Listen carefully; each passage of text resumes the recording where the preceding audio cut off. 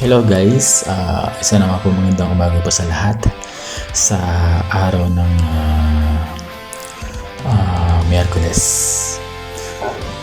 May share nga pala ako sa inyo guys kung ano yung technique para mamulaklak yung mga plants natin.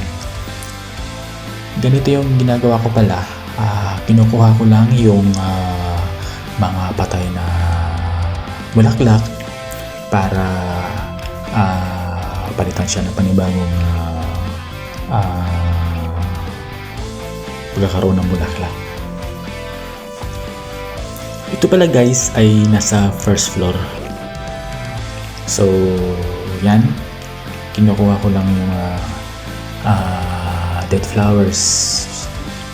Remove lang natin siya guys kasi mamaya makikita nyo kung ano yung kaibahan after 2 days na mangyayari dito.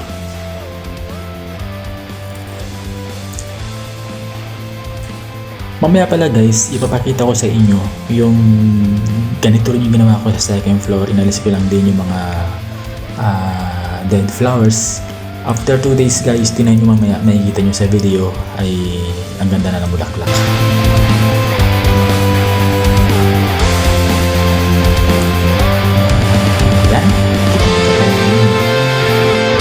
Alisin na natin siya kasi para maganda na rin siya tingnan at para still green at maliwalas yung ating mga halaman guys. So ito pala guys yung yung nasa second floor na kinunan ko ng flowers. Ganito na siya guys, tingnan nyo.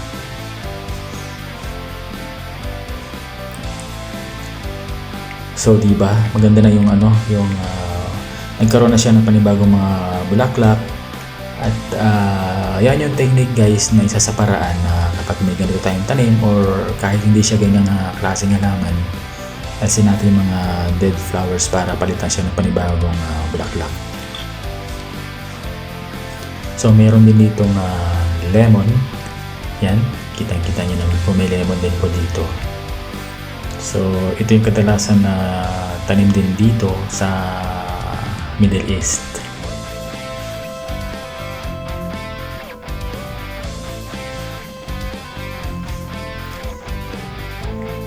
May orange din kami rito. Yan.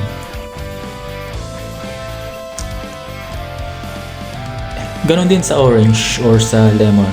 If ever na marami din siyang bunga, bawat dapat din siya bawasan para mas marami pang bunga yung supling po sa kanya.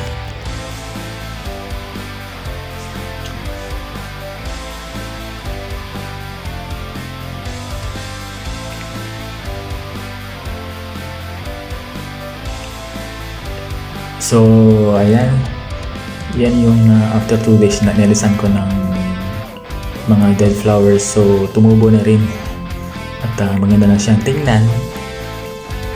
Ganyan siya guys, so diba, so yan lang yung mga nakita kong pamamaraan sa mga may mga halaman dyan. Kung meron din kayong ganyan or any kind of flowers, kapag may nakita kayong mga tuyot na dahon or mga tuyot na bulaklak, alisin natin kasi papalitan siya ng panibago ng ating tanim.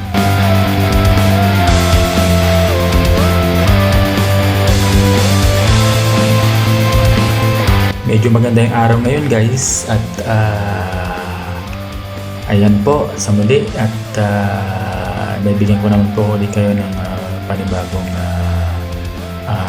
video sa araw ko ng Miyerkules. Maraming pong muling salamat sa panonood at wag po natin kalimutan ng mag-like and comment po sa aking video at pa-subscribe na rin po para po sa mga panibagong video na i-upload ko po. Yun lang po at